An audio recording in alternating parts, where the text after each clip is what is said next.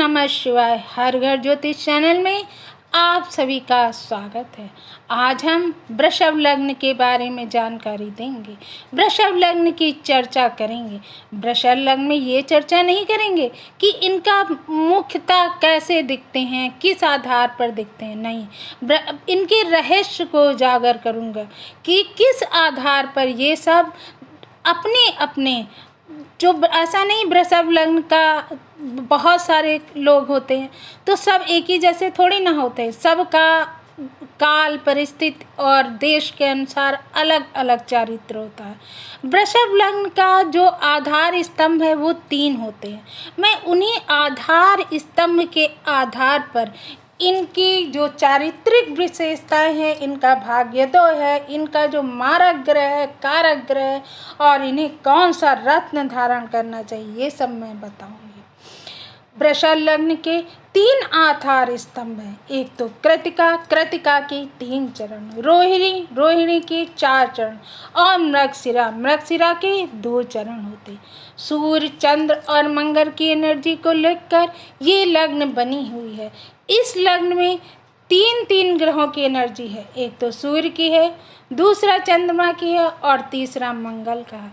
अतः ऐसे जातक के ऊपर सूर्य, चंद्रमा और मंगल तीनों ग्रहों का प्रभाव होता है।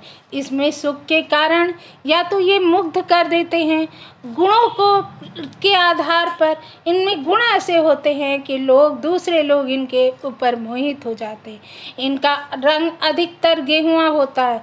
देश, काल और परिस्थिति के अनुसार इनकी लंबाई अलग अलग होती है। भुजाएं मांसल होती हैं, आंखें उभरी हुई होती हैं। ये ऐसा बैल है जो खेत में काम नहीं करता है, यानी ये जिम्मेदार लग्न है। मस्ती में अपने मस्त रहने वाले हैं, परमात्मा के सबसे प्रिय हैं। जब कृतिका का प्रभाव है, अगर आपका 9-20 तक डिग्री है तो आप पर कृतिका का प्रभाव है। अगर आप पर 13-20 तक की डिग्री है तो आप पर रोहिणी का प्रभाव है। आप पर अगर कृतिका का प्रभाव है तो आप एक्स्ट्रा तेज होंगे। आप तलवार की नोक हैं, कृतिका तलवार की नोक है। आपको जो चीज़ें पसंद हैं तो ठीक है, नहीं तो आपको अगर नहीं पसंद है तो आप उससे दूर चले जाते हैं। आप जब रोहिणी में होगा तो रोहिणी नक्षत्र ऐसा नक्षत्र है जिसमें देवता भी जन्म लेने के लिए तरसते हैं। इस नक्षत्र में आने के लिए नंदी जैसा स्वभाव होना चाहिए। अगर इस नक्षत्र में आप हैं तो आपका स्वभाव नंदी जैसा है, यानी जिसका जीवन में लक्ष्य है। परमात्मा के चरणों में आपका मन लगेगा। कृष्ण जी का जन्म वृषभ लग्न में हुआ था।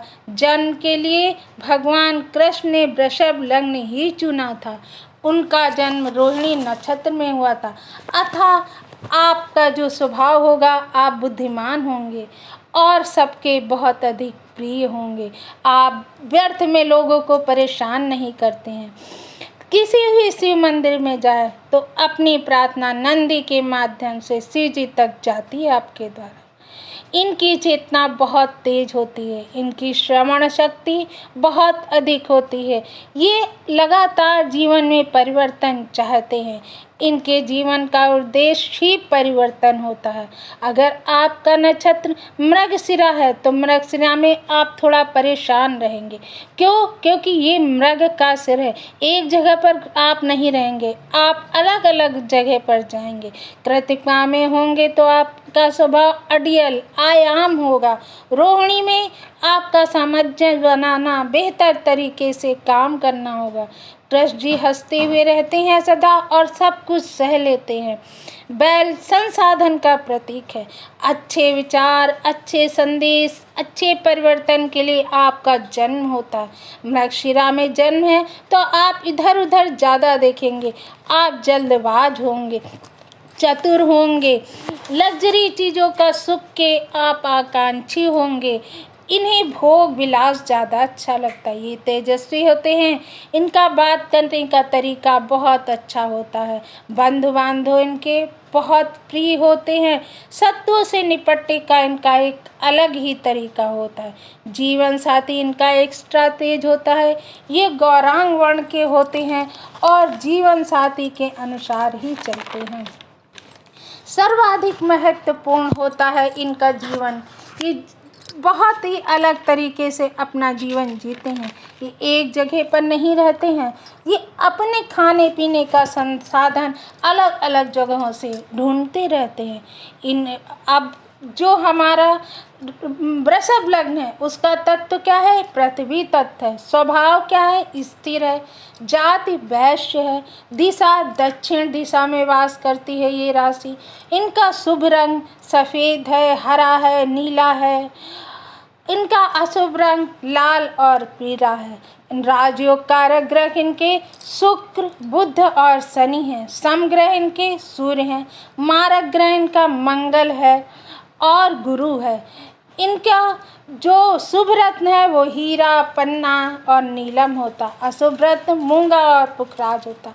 इनके आराध्य देव माता लक्ष्मी, विष्णु और शिव हैं।